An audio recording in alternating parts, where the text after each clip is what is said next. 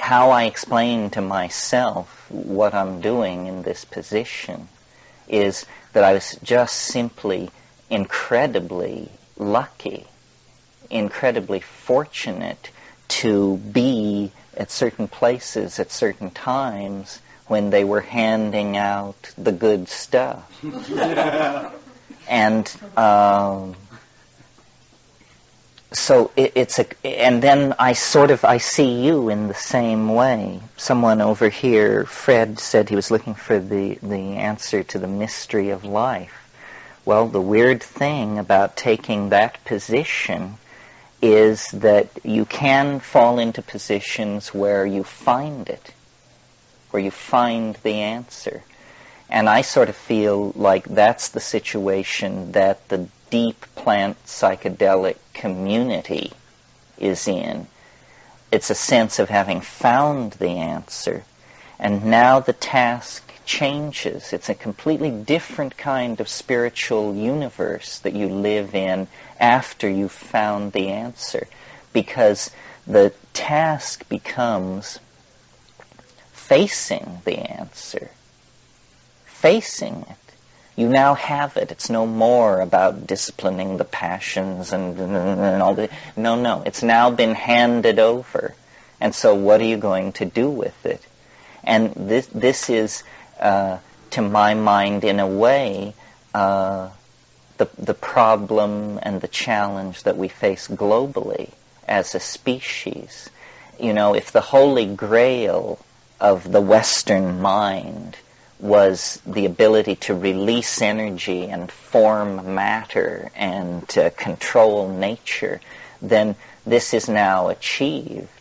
The goal, so now the whole context of the problem changes, and the problem becomes changing our own minds, controlling the hand that controls the energy.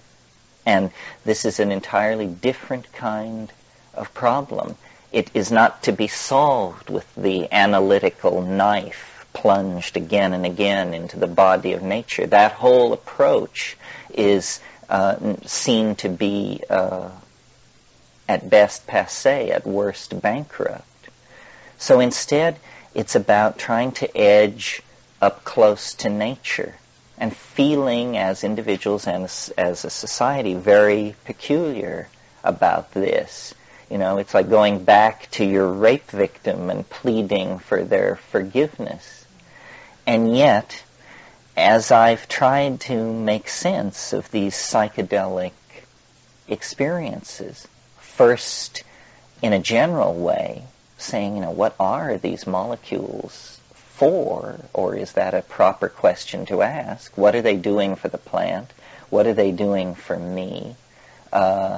As I've tried to come to terms with what this might all be about, I've come more and more back to the notion that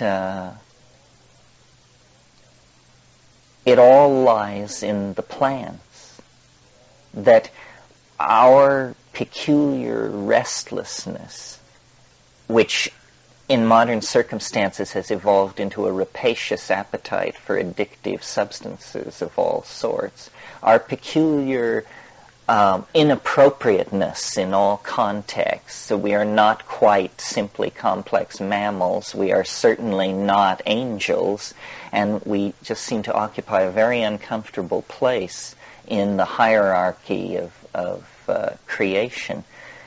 I think this has to do with the fact that we are the traumatized inheritors of a dysfunctional relationship, a relationship that grew dysfunctional in the last 15 to 25,000 years. And what we call history is the fall out of a dynamic, here and now, feeling-toned relationship with our environment and into, you know, this anticipation of the future, worry about the past, basically ego.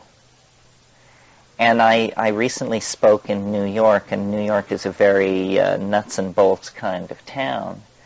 And people there took issue with the notion that all of our problems can be boiled down to a single problem. If you trace the thread of every screw-up back into the maze, it all comes back to a single issue, which is excess of ego. We all have excess of ego, and our entire situation, legalistic, psychological, religious, everything is about this, that it doesn't work. It's maladaptive, and yet we have it. And why do we have it if it's maladaptive? If it doesn't promote human values, then how in the hell did it get started, and what is it that's maintaining and sustaining it? Well, this is what I want to talk about over the course of the weekend.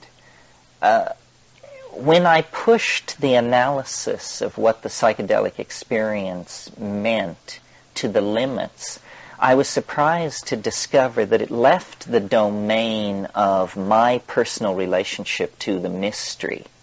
You know, what is it? What does it want from me? What is it trying to say? All that had to also make room for another issue, which is there's a political issue here. I think most people in this room, most people who have had the psychedelic experience will agree that the most profound, the most open-hearted, the most moving moments of their lives, some of them have been tied in with those experiences. But we seem unable or unwilling or afraid to extrapolate that conclusion to the notion that this is a general panacea for society, because we cannot conceive that that the solution to a spiritual dilemma could lie in matter. In other words, we ourselves have been infected by the inside-outside matter-spirit dichotomies of the dominator culture.